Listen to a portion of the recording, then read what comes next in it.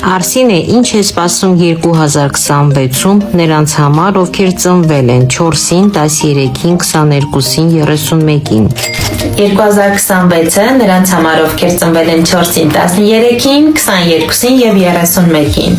Կլինի նոր հնարավորությունների տարի, ընդլայնման տարի, ակտիվության տարի, կարևորը տանը չմնալ, դուրս եկեք, մտեք շրջապատ, կհայտնվեք ճիշտ տեղում, ճիշտ ժամանակին, ամենակարևորը մակերեսորեն չվերաբերվել ոչ մի բանի։ Իհարկե սա ընդհանուր նկարագիրն է, թե ինչ է սպասում 2026-ում 4-երին,